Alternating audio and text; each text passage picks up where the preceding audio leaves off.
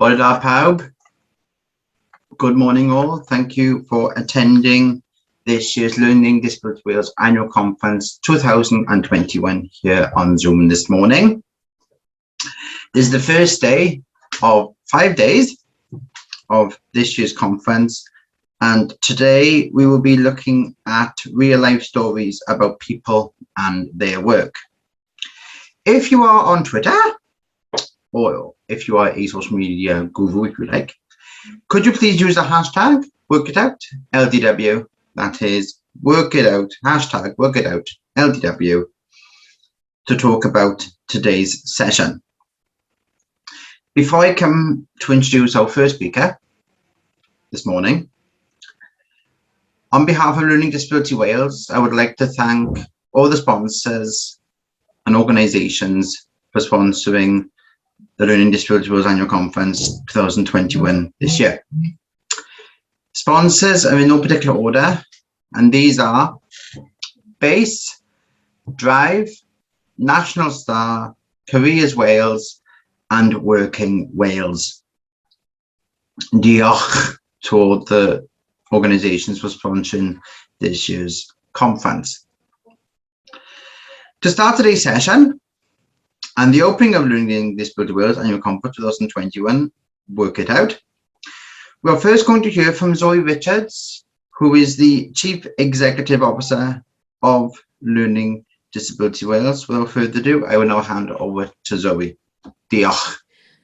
I think that we came to the conclusion that we would look at employment as a topic this year because it's very important to people with a learning disability. You're going to hear from the absolute experts today, but I'm going to tell you a little bit firstly about employment in Wales and what that looks like for people with a learning disability. So we know that employment for people with a learning disability in Wales is very low. Before COVID, about 6% of people with a learning disability, so that's 6 people in every 100, had a paid job. And unfortunately, due to COVID, that has dropped again. So we're now looking at only 5 people, 5%, 5 people in every 100 are employed in Wales. Now, we're doing lots to change that, and Learning Disability Wales are part of an employment programme which Geraint is the ambassador for. And we're putting in support for people, putting in support for employers and looking to change the landscape. But there are still big barriers, things stopping people being employed in Wales. And we know that there are quite a few programmes to help and support young people aged 16 to 25 go into employment, and not so much for those who are over 25. And we're really looking to work with the government to look at what we can change there. So what are the big barriers? You'll hear wonderful stories of people working every day today, and later on during the week we'll discuss some of the barriers. And we know in Wales that transition, so you going from school to college into the workplace, is quite difficult at the moment, and we have to look at ways that we can support that to happen. 5.5 years ago, I went out to work with young people across Wales to ask them what they wanted out of employment, as we were about to start the Engage to Change programme.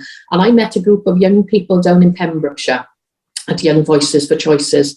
And we ran a session, and they told me all about employment and what we wanted to do. And one of the things that I wanted to know was, when we were planning for Engage to Change programme, what jobs did young people want to have?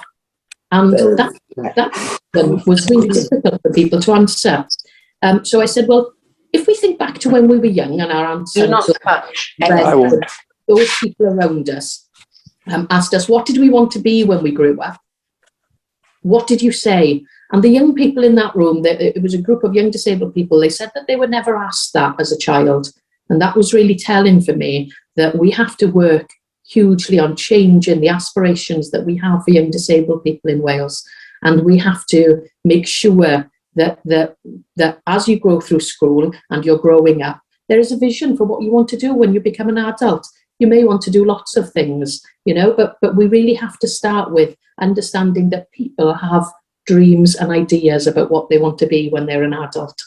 So that's the first thing. Just to let you know what Learning Disability Wales are doing at the moment, we're working with Welsh Government We've learned lots during the Engage to Change programme, the employment programme for young people, about what supports young people into work.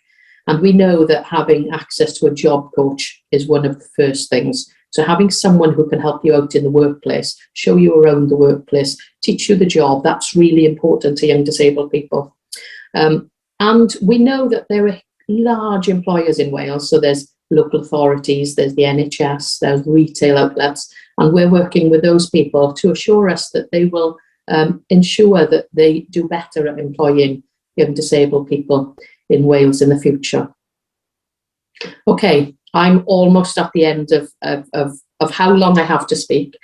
So I'm going to wish that you all have a great conference, and I'm going to hand over to the guests of today and those who are presenting and telling us all about their story, their jobs and their lives. Thank you very much. Have a great day. Diolch. Thank you, Zoe. Fantastic introduction, as always. Just one or two points I want to pick up, which Zoe has mentioned already. One being on the Engage Change Employment Project. I was at with Zoe when we meet the young people at our Voices for Choices or Voices for Choices. I always get that the two bits mixed up, so I do apologise for that. But what Zoe clearly said was that I picked up on as well, was that we need to start breaking down these barriers, and we need to start exploring why people have either struggling to go into employment, or we just need to look at the barrier itself. So thank you, Zoe. Great introduction as always, and we really hope you all enjoy today as well. Okay, for our first speaker for today, now this young man has come on leaps and bounds, and I've seen the way he's grown with Vale People First, and he's been absolutely a great ambassador for Mayad to Vale People First. I'm of course talking about Mark Tierney. He will be talking today about being a COVID safety officer at Vale People First. So I'm going to hand the floor to Mark because I don't want to be going on forever. So I would say, normally if it was in person, I would say here to take the floor, but instead it's going to be here to take the screen. It's Mark Tierney from Vale People First. Diolch. Thank you, Geraint. Thank you, Geraint. My name is Liz, and I'm here to support Mark today with his presentation. I'd also like to introduce you to Joe. Joe also works, Joe is Mark's PA. Joe is Mark's personal assistant. Okay, so my name is Liz Davidson Henry, and I am the I'm the manager at Vale People First. Yeah, I'm here to introduce Mark Tierney today. I'm sending apologies for Ben Taylor. Ben Taylor is also a COVID safety officer, but he's not here today, unfortunately. And then this is Joe, and we work together on the project. Okay, Mark. So how are you feeling this morning? A bit all right, but a bit nervous. Yeah, that's cool. Me too. There's lots of people on today, aren't there? Okay, so thank you, Zoe, and thank you all of you for agreeing for us to be here today and for us to share one of our great projects that we're working on at the moment. Yourself? Hi, I'm Mark. I work for Vale People First as a paid member of staff. Hi, I'm Joe, and I'm a project worker at Vale People First. Most importantly, I am the PA for our COVID safety officers, Ben and Mark. So in August this year, I applied to the National Lottery Awards for All grant, Awards for All Wales, for a salary for a COVID safety officer and a PA support worker. We felt that because COVID has kind of come into our lives, we thought it would be really sort of great for people with learning disabilities to take control, and instead of sort of hiding, we as we do in the Vale, we always grab things and shake it up, don't we, Mark? Yeah. So do you want to tell us a little bit about how we went through the process? So of course everything was done online, so do you want to tell us about your online interview? My online interview was just an interview where it was obviously me, Liz, and Joe, obviously for the job I wanted, because I will admit I've got a learning disability myself, and I thought here we go. I won't get nowhere as far as interview stage, but I did, and luckily I'm job sharing with somebody that can't make it today. What my job entails is taking temperatures, writing things down. Yeah. You're gonna tell us about that in a little while, aren't you? But so your online interview, when you did your interview online, you first of all you sent us a video of yourself, didn't you? So we sent you some questions, and then you sent us a video of yourself about and what did you say in your video, Mark? I'm helpful, I'm kind, I've forgot the rest, Liz. Yeah, that's fine. So basically, in your video that you sent us, you just told us all about why you wanted the job, didn't you? And why you thought you would be good at the job. Yeah. Okay, and then you had your interview, which it wasn't very long, was it? And you came across really well on your interview, and then we offered you the job, didn't we? We did a job share. Yeah. We shared the job because it was very close between you and Ben, wasn't it? So we shared the job. Okay. So how many hours a week do you work at the moment, Mark? I believe it's 4 hours a week. But you work 4 hours a week, but hopefully we're going to increase that because we're going to try and get some more funding to increase your hours and to lengthen your contract, isn't it? Yeah. Yeah. And then what do we do on Mondays? Every Monday, what do we do? Every Monday we have like a planning meeting. And what that entails, we plan the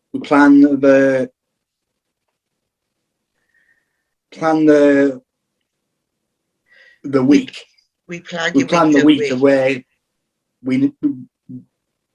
I need to be. Yeah, we plan. So on a Monday we meet online, and how do we share information, Mark? How do we share it? We've got a works COVID WhatsApp group, but all the links basically go into that group, and and you come onto all the meetings, and then we share your weekly planner with you then, don't you? Yeah, weekly planner, that's it. And then who do you share your weekly planner with? My staff then. Okay, your staff in the house, isn't it? Yeah. Okay, moving on. So what do you do? So number one, so you go to your meetings in the community. Yeah. So where did we go Saturday? We went to the cafe with Golly Crew. The Wellbeing Cafe, wasn't it? Wellbeing Cafe in Barry. Yeah. And what do you do at the meetings? So when you go into the meetings, what do you do? I take people's temperatures, write it down, give out hand sanitizer, take a note of who comes in. But sorry to dip in, Liz. It's fine, sure. This is your presentation. If the temperature's too high, it was in my job description, I got to say, well, your temperature's too high. Can you do something called a natural flow test? And what that means is it's a test that sometimes you got to log on on an app. You got to log on an app, and then the people from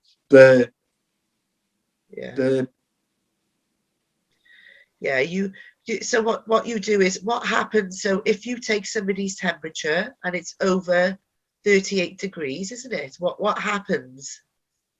I got to ask them to leave. Yeah, and what happens to the thermometer?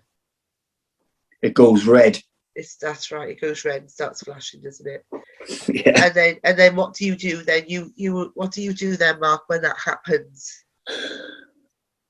You said it earlier, didn't you? You advise people to go and take. I advise people to go home and take a COVID test. Yeah, and that's in your job. Yeah, That's in my job. You do it very well. And what else do you do? You mentioned it earlier about this. You said about social distancing, didn't you? Yeah, I always make sure people are like social distanced, because if they're not, then I've got to act on it again. Yeah. And you're very good as well. You don't, you're not really bossy, are you? You just advise people, don't you? Advise people. You advise people, yeah. And then what else do you do? I think this is where Joe comes in. You have regular updates on COVID rules. Yeah. Because they're changing all the time, aren't they? So Joe helps to keep you up to date with that, doesn't she? Yeah. Yeah. Yeah. And with the training, it's everybody is accessible training as well. Okay. Yeah, it's accessible. It's accessible, so you understand what's happening, don't you? Yeah. Okay, moving on, Mark. Yeah. Yeah. Okay, so this is pictures of Mark and Ben in their uniforms. So Mark, you and Ben both designed them yourselves, didn't you? Yeah, we both. You've got your uniform on today. Would you like to stand up and show everybody? That's the front.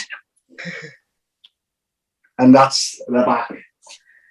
You sit down when can you just sort of go down a little bit so we can see? That's it. Yay! It's great, isn't it? And you designed those yourselves, didn't you? Yeah, we designed those. The orange. Yeah. Yeah. And it's great because you wear it every time. Yeah. You look great in it. Okay, moving on, Yeah. Mark. Yeah. So, what do you think? So some of the things that you said about how does it feel? Because this is the first time you've had a paid job, isn't it? Yeah. Yeah. So how does having a paid job make you feel? I feel quite happy because I know every month or every Thursday of the month I get paid. So it's obviously like if I done like overtime, I class Thursday as overtime. I probably get paid overtime. Well, we try and help. We try and sort of keep you working just the hours that you've got at the moment, don't we? Yeah. And another thing I think that you said when I first asked you that question, you said that it's not voluntary because you've done lots of volunteering, haven't you, in the past? Yeah, I'm just getting a bit fed up of like volunteering. Yeah, you wanted something. You wanted paid work. You were ready, weren't you, for paid work? I was ready. Yeah, and and you said you were excited that you get your money, and you've got plans for your money, haven't you? Yeah, I'm going to invest. Do you mind if I mention about the office list? You do whatever you can say whatever you want, lovely. In the office, we've got a new office now, and what we're gonna have to do, because most things are private, they're gonna have to be locked away in a lockable cabinet, because of confidentiality. We can't just go into the office and just get all the paperwork out. We can't. That's right.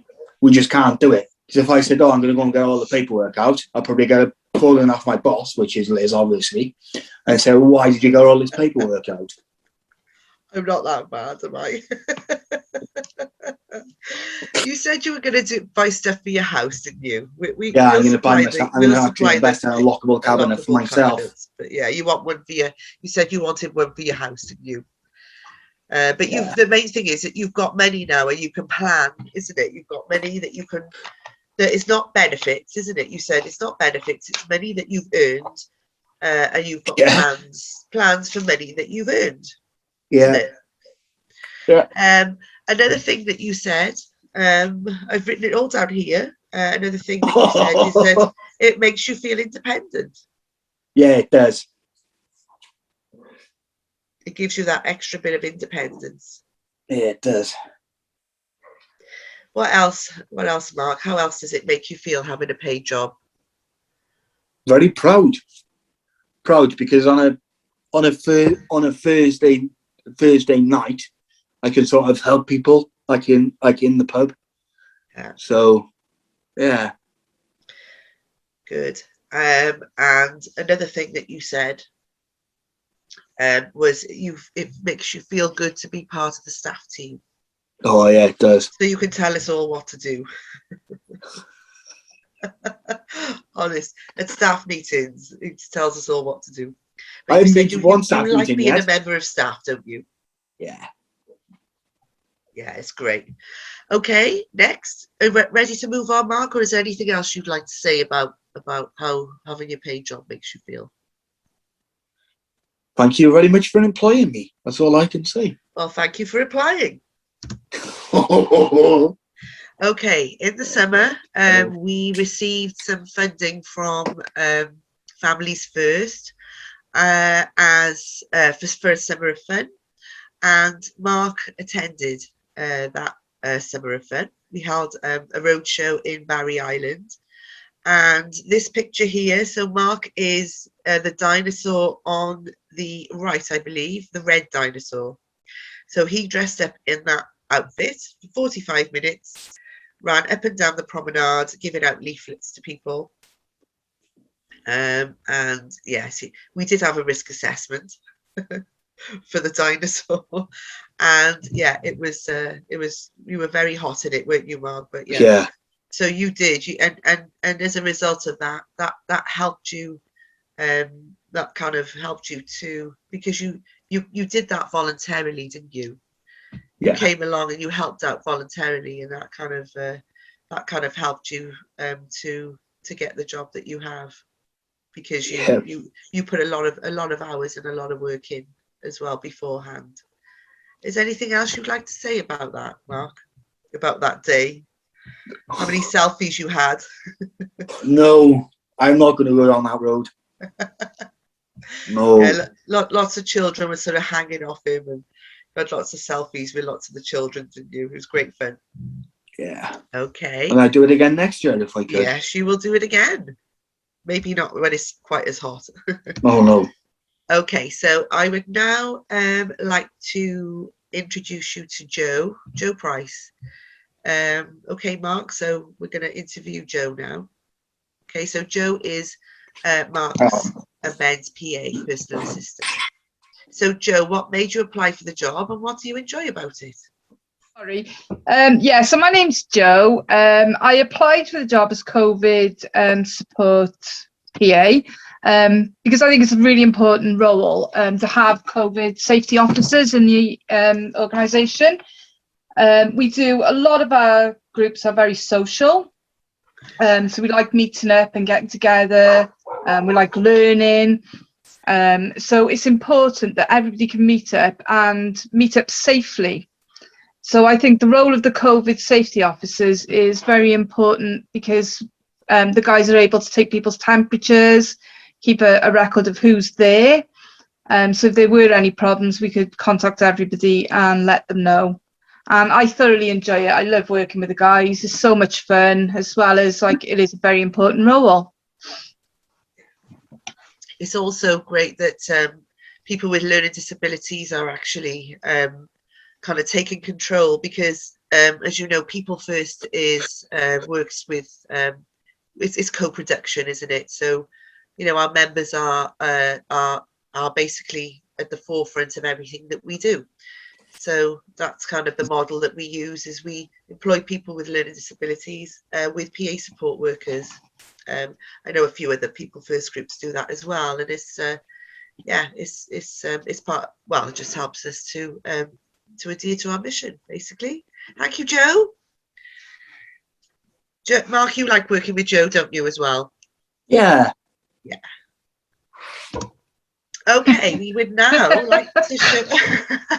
Oh no. We'd now like to show a film. Work is very important.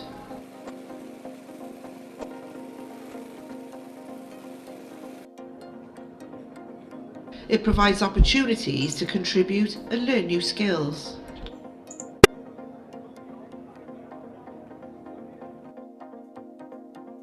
Work helps to build your self-esteem.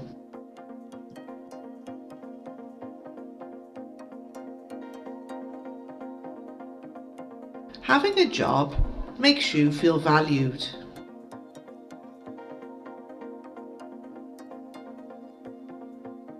Work helps us to be more independent.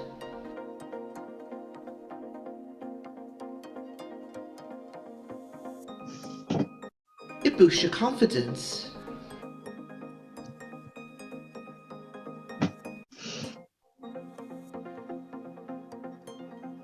It gives you a sense of identity.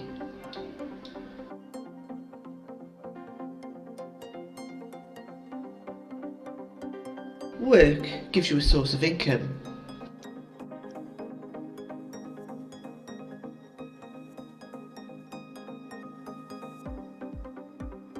It provides a steady routine and structure.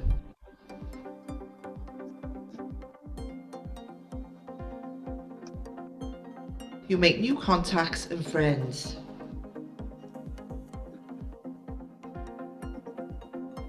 Work helps balance our mental health and well-being.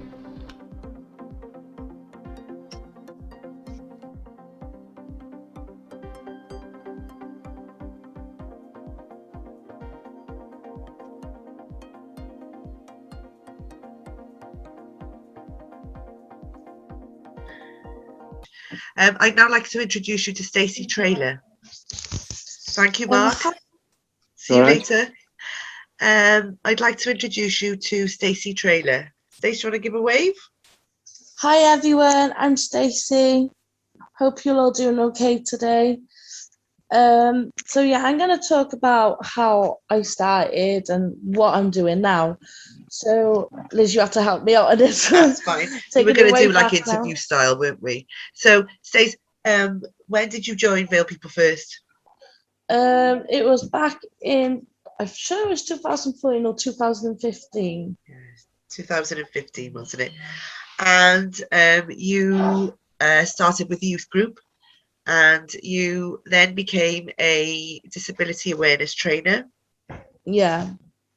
So can you tell everyone who you trained? Can you remember who you trained? I remember my first ever training was I did 1,000 kid students in the high school in Barry, which is it's a Welsh one.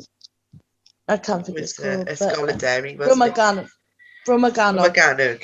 Yeah. So you did. So yeah, you did. There was a team of disability awareness trainers. So you started your career. You're very good at presenting, aren't you? And you started disability awareness training.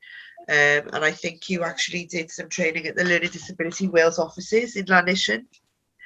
I think we worked with. I think you trained some people from a residential care home that day. You did really well. And Stacey, you also got paid. You get paid for all the training that you do. Yeah, that's important, isn't it, for you to say that you get paid? Any work that you do, you get paid for. So then, last September, you had an opportunity to work with Cardiff People First, and I basically met up with a young lady. She's not here today, but I was working with a lady called Joanna Jones. I know she won't mind me saying her name. And we basically met her once a week to talk about training on health profiles, aka health passports. And we were training healthcare professionals and family carers. And then it was going to a great success. And then we were calling members then to make one themselves and sending it out to them. This was a huge success, and it gave me and Joanna, the lady who I worked with, a good insight, and it gave us confidence as well. So the project ended in September this year, and then you went for another job, which you successfully got. Do you want to tell everyone what your job is now? Yeah, so I went for an interview for a healthcare support worker job, and it was quite hard because we all on the same team. We all were short, I was shortlisted and Joanna was shortlisted. We all were, and I had a call then the next day to say I got the job, and I was so overjoyed, as I would be. I started last week. I'm 2 weeks in at the moment, so I've only just started. So we're trying to settle me in a little bit, and I got my first training on the 3rd of December, and I'm going to be training epilepsy professionals in Barry Hospital with Laotian nurses, and they are amazing. When I first got there, they made me feel so welcome. Who do you, Stacey? Who do you work for now? Who is it that you actually work for? So I am actually part of the NHS. So I have a buddy called Karen Lewis. Some of you might know her. And my office is based in Hengoleg, and I'm working on a disability teams. So you're with the learning disability team, isn't it? Social services learning disability teams. Yeah. Yeah. And what would you say is the most enjoyable part of your job? Oh, it's just working with the nurses. That's my favourite part. And doing the training. I've always loved training since I've joined Fail People First. Yeah, you're a very good speaker and you're a good trainer, aren't you? You're good at giving the message across. I got initiative as well, and I like to get people's opinions. Yeah, you do. You like to sort of push people, don't you? And I like to challenge them. You like to challenge. Yes, you do, and you're excellent. You present yourself very well. And I think what another thing that Stacey said, she said it last week, that Stacey, you've actually got a career now, haven't you? You've started a new career. Yeah. Because it's a bit nuts because I didn't have good grades in school. I went to college, I got bullied, do you know what I mean? And I didn't get a good success in college either. And now I'm like a caterpillar come out of a butterfly, because I've just gained my wings and I told myself I need to get out there. I need to learn new things. And I wouldn't be where I am now if I didn't have Fail People First and Cardiff People First by my side, help me every step of the way. And I'm just so thankful for all the help they have given me and helped me achieve my goals for my future. And there's a new adventure for me now as well. So, I just can't wait to get into it. It's brilliant, Stacey, and you so deserve it. You're really hardworking and dedicated and committed. It's really great. The only downside is we don't see enough of you now. I know. we don't see enough of you. We miss you, but well done. You've done such a great job, and you're inspirational, because a lot of our other members can see what you're doing, and you've become a really good role model and an ambassador for Fail People First as well, and other members. Yeah. Is there anything else you'd like to say? Yeah, so it's basically part-time. So I'm doing 15 hours. I did get the choice to do the 3 days, but I was like, it's more easy if I just do the 2 days in full. And then, so I'm working 9 to 5 both days. And I'm getting good pay as well, so that's even better. But it's not about the pay. I suffer with mental health, so it's more the fact that I need to have a job to keep me occupied. And this is my dream, to be working with people with disabilities, because I'm a freelance photographer. So I want to train people with learning disabilities to be photographers themselves, to follow their dream. There was also a brilliant achievement that you made that happened during the pandemic. I think it was this year, wasn't it? Do you want to tell them about that achievement? What happened? So I helped. Well, I try to help a person with a learning disability, or anyone with a learning disability, to not feel scared when having the vaccine, the COVID vaccine. And I think it helped some people. Some people have actually come up to me and they said the video really have helped them. I made a video of me going in, me like saying to go in the bay, me putting a mask on. So I was doing step by step my way of going into the vaccination bay. I put it all on social media. Obviously, I went by Liz first and Rob, because Rob helped me out to sort it a little bit more, because I put the music a bit loud without realising. But that was such a great success. And then thanks to Geraint, I won an award, a glass award, and it's actually on my shelf now in my room.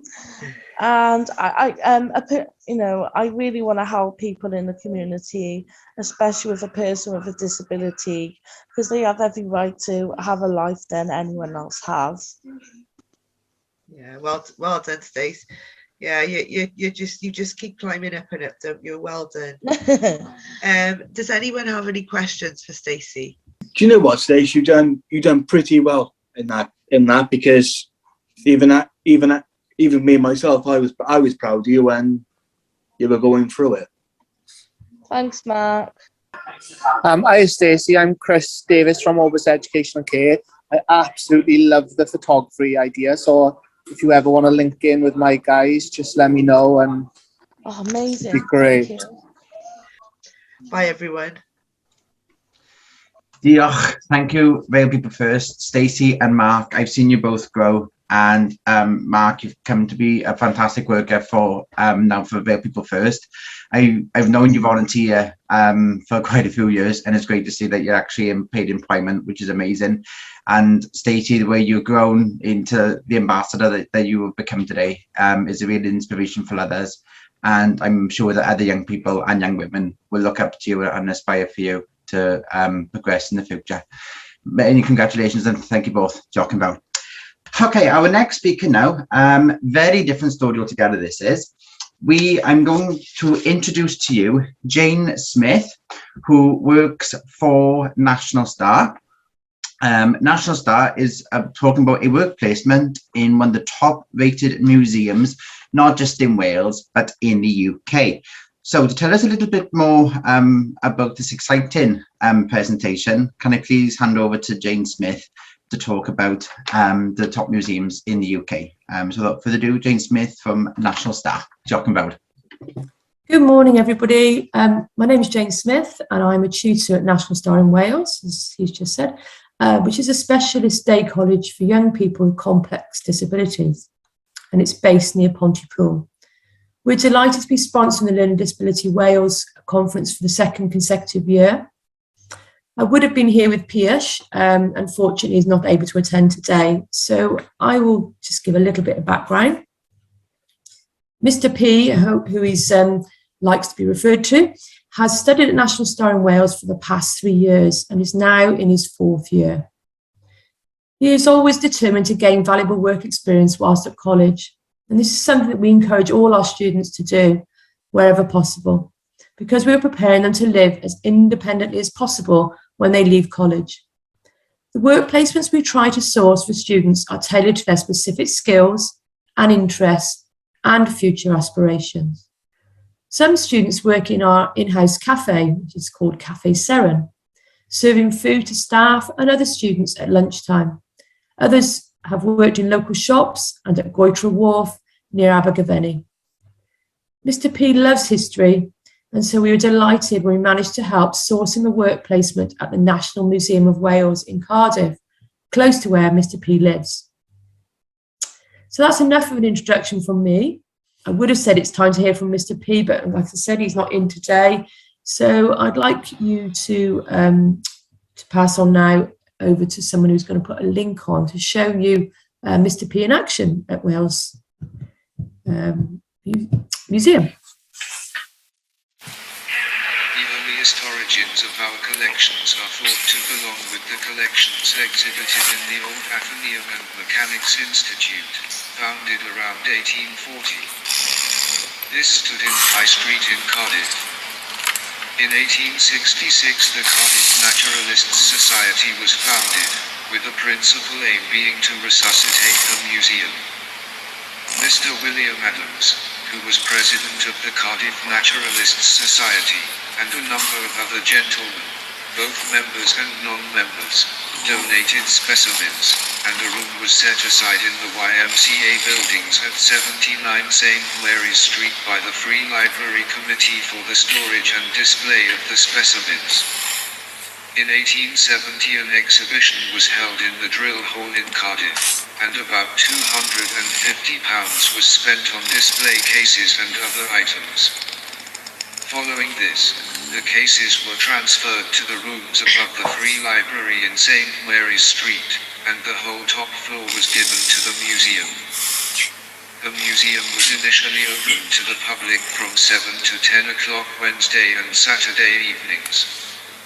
As new specimens were added and the collection expanded, the opening hours were extended. In 1878, the first curator was appointed on a short contract, followed in 1879 by Mr. Emma Cochrane FCS. Mr. A.C. Crutwell was appointed the next curator in 1880 and Mr. John Story in 1881. In 1879 a large slab with footprints of Brontozoum Tomasi was donated. The Free Library Committee found the St. Mary's Street premises was too small for a library, school and museum, so decided to erect a new building in Trinity and Working Street. The foundation stone of the new Cardiff Museum and Free Library was laid on the 27th of October, 1880. On the same day 2 years later, the museum on the upper floor was opened to the public. Story was followed as curator by John Ward. During this time, plans were put forward for the building of a National Museum in Cardiff. In 1894 to 1895, the widening of Working Street resulted in the loss of about a third of the Natural History Room. This necessitated a large portion of the collections to be temporarily packed away. In 1896, Mr. Henry Woods of Cambridge was engaged to overhaul the invertebrate fossils, work which lasted 2 or 3 years. A year later and up until 1903, Mr. Gilbert Dutton BSc was engaged as assistant, and he worked on the geological and botanical collections, frequently in touch with Woods. In 1903 a new room in Trinity Street was provided as a workroom and store. Meanwhile Parliament was being petitioned for a new National Museum for Wales. On the 19th of March, 1907, a royal charter was granted, which founded the National Museum of Wales. The specimens from Cardiff Museum were removed to a space in the Law Courts. In 1911, work in progress was made on a large relief model of Wales, which for many years formed the centre point of the Geology Gallery. The foundation stone of what is now National Museum Cardiff was laid in April 1912 by King George V, but due to the outbreak of war, the first phase of the museum was not opened to the public until the 21st of April 1927. In 1912, the Cardiff Municipal Museum ceased to exist and all its collections were officially transferred to the new National Museum of Wales. In 1914 and 1915 the collections were estimated to number more than 30,000 specimens. In 1930, the building work on the remainder of the East Wing, including the Reardon Smith Lecture Theatre, reached completion. This was formally opened on the 25th of October, 1932 by Prince George. In 1940 and 1941, an air raid resulted in the loss of 3,600 square feet of glass, and also caused minor structural damage to the building. In 1965, the West Wing section of the Cattays Park building was completed and opened to the public. In 1993, the Courtyard Galleries at Cathays Park was opened by Queen Elizabeth II. In 2010, the redevelopment of the art galleries in Cathays Park began. Thank you for listening, and stay safe. I would also like to thank David and all the museum staff for supporting me with my ambitions and dreams. I hope to see you all again soon.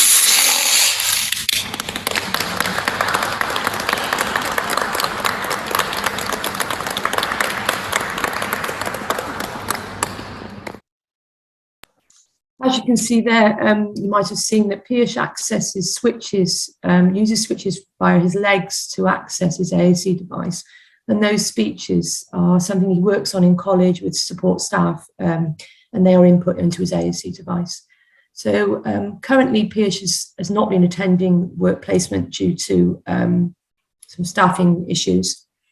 And as soon as that is ready again, Piyush will be going back there to do work experience, and with the hope when he leaves college, he will continue that as a proper work placement in his future, something he's incredibly excited about. Thank you.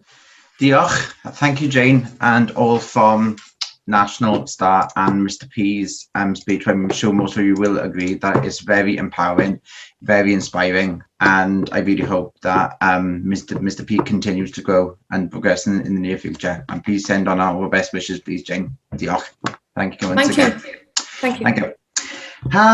Okay, our next speaker now, I believe we're going to show a film. Our next speaker is James Mothersole from Torfaen People First, and again a very inspiring young man from Torfaen People First. He is going to show a film for you this morning on the experiences he's had with volunteering, and in the film has some very empowering messages in the film as well. I'm going to be showing my film about where I work, which is in Cancer Research UK, Cwmbran. I really hope you enjoy the film, and hopefully it gets other people volunteering as well. My name is James Mothersole, and I found out about that they were opening a cancer research shop in Cwmbran town by I think it was the internet, and I was the one that picked up my courage and confidence about asking for an application form in the store, and they said to take it home, fill it in, get 2 references, which I did. Then I took it back. A couple of days later I had a phone call saying, could you come in and all for an interview and a chat, and they explained what I had to do there. I think volunteering is a good way to start and show an employer what you can and can't do. And with me working in the shop, I like to challenge myself to new tasks, new things. The things I do in the shop is a different types of things. I can do till work, I can do the budget money, I can do the steaming, I can do tagging, I can do all clothes. Learning how to get better with customer service, manners, being polite, greeting customers, asking can I help them, working on the till, because a big thing of mine is I want to get better with money. Working at Cancer Research has helped me a long way by getting out into the actual workplace and being out in the world. I know that I'm getting listened to, and I want to get my voice heard, and I know people's listening to me, and they got some form of understanding. I think people with learning disabilities should have the right to do whatever they like. They shouldn't just be pushed away, or they should be respected and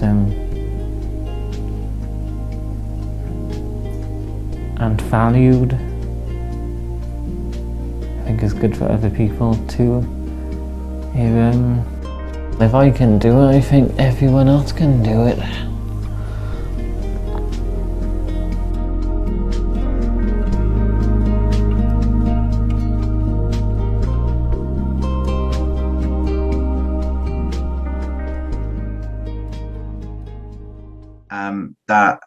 If you just heard James' story, is really inspiring as it is.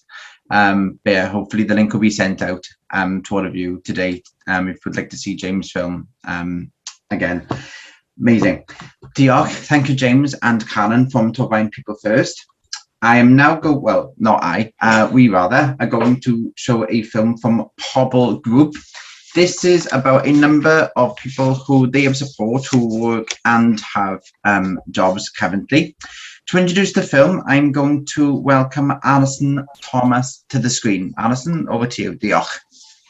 Hi, Geraint. Thank you ever so much, and thank you for allowing us to have this film shown on this year's conference. We're really pleased to be part of it.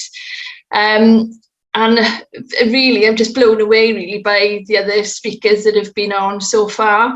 Absolutely amazing and inspirational. So I'm not sure how we're going to follow that. They're a tough act to follow.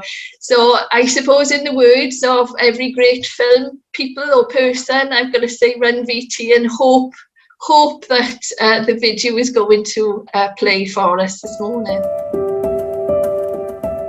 Hello, my name's Alison Thomas. I'm Assistant Director for Pobl Group. I work on the care and support part of the organisation. Part of the barriers that people with a learning disability face is that there is a lack of understanding of the value that they can actually add to the workplace, and part of our role is to ensure that that barrier is actually broken down, supporting people into paid roles and volunteering roles. The film that you're about to see, you will see that they've actually removed those barriers and are having fulfilled lives in the roles that they're undertaking.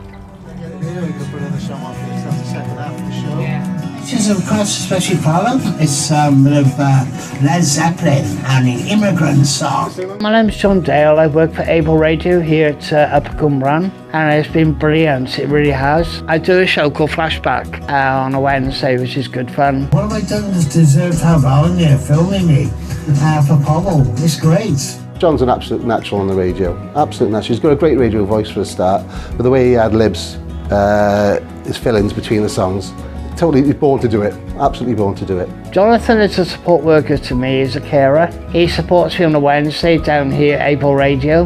We make sure that he's confident in using the equipment in the studio. We've got a partnership together. Yay! I just love it. I just love presenting shows. It does add a lot to John's sense of well-being and his personal self-worth, and it enhances other factors in his life as well. This is what I've always wanted to do. My name is Catherine Humphrey. I'm 37 and I like volunteering here, the Children's Wales Aid Ambulance in Blackwood. I've been here 3 years now. Absolutely brilliant and valued member of staff. She can do anything for me in the shop. She's good at merchandising, pricing, great customer service. And you know, if I had to nip out, she'd look after the shop, no problem. She cashes up for me, basically does everything. Nothing's too much trouble for her. Put stock out like clothes and pricing. I've done a lot of volunteering with. I've volunteered for Tea Haven, the YMCA, Bernardo's quite a lot. I enjoy like meeting up with the customers, interacting with them all. So we've built a friendship away from the shop as well. So a valuable member of the team, but she's a good friend as well. If she turned around and said to me, right, I'm having to leave or I'm going somewhere else, which she won't,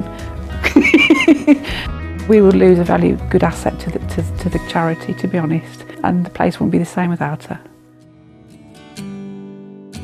My name is Jeff Bull, and I'm obviously Philip's older brother. We've been in construction as a family all our lives, for which Philip worked with us for over 20 years. He became the head of cleaning, really. He was in great demand from site to site, because what he does extremely well. He's now working in the yard in Waterways House, in Lamb Forest. The boss really took to Philip because of his efforts, Alan Griffiths, and he is looked after well. A works vehicle comes to the door, picks him up, and brings him home to the door. So he's a very privileged man. And in the words of his boss, I wish I could get 4 like Philip. So yeah, he's valued, truly valued.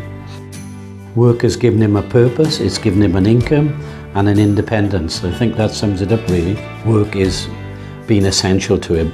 And Philip has got a decision to make. He's going to be 65 in February. And it's a question of whether to retire. We haven't had my retirement party.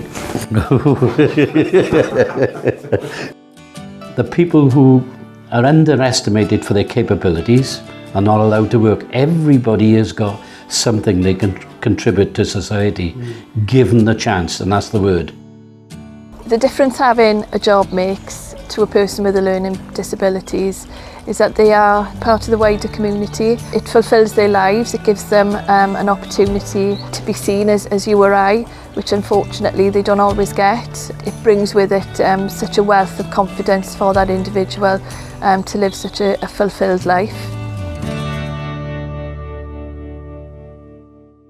What would be good if anybody had any questions or anything they'd like, observations they'd like to make?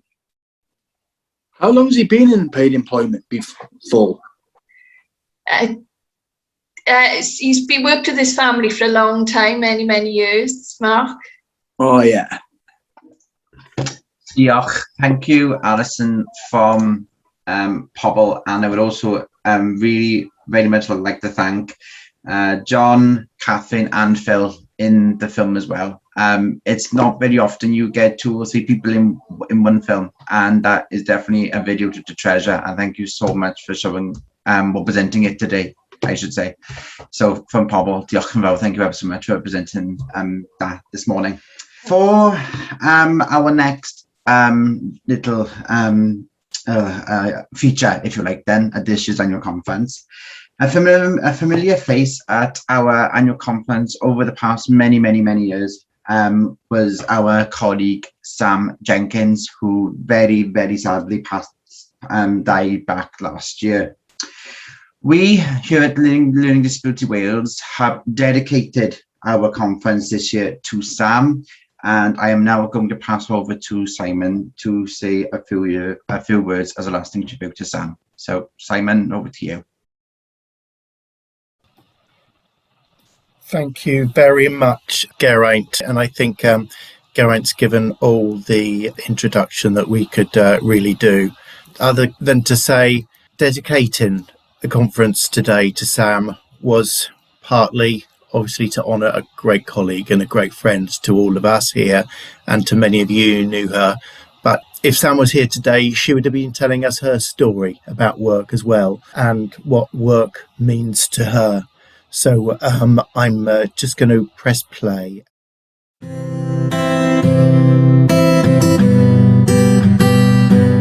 Sam Jenkins. I'm working for Learning Disability Wales. Sam's work meant a great deal to her. It made her feel, it's wrong to say normal, it made her feel like everybody else. Sam really enjoyed her work, made her feel valued, and I think that's really important. Sam was a wonderful colleague, not just for all the joy that she brought to the office, but also for starting important conversations and always saying things exactly as she saw them. Sam had a smile that literally lit up the room, a wickedly infectious laugh, and a withering gaze that could freeze you to the spot. She was funny and strong, and I miss our chats so much.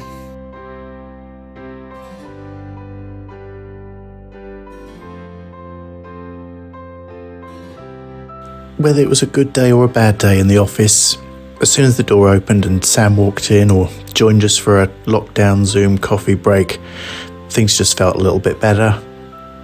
Sam loved having a job, was very proud to be part of a team, and she was a great team player.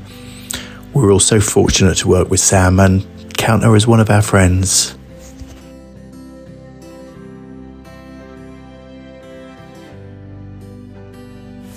The thing that I admired most about Sam was that she was a fiercely independent woman, and I think that the thing I loved most about Sam was how we laughed. Whenever she was in work, there was always time for a giggle, and we giggled a lot.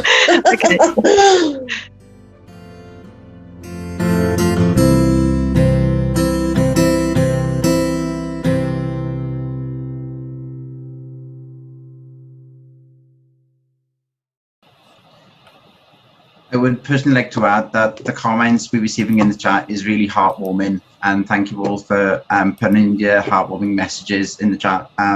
It does mean a lot, and it will be valued, not just to the family and close friends of Sam, but also to all the staff team here at Learning Disability Wales. Okay, just coming up to 11:30, we would just like to thank you all for coming, for attending this morning.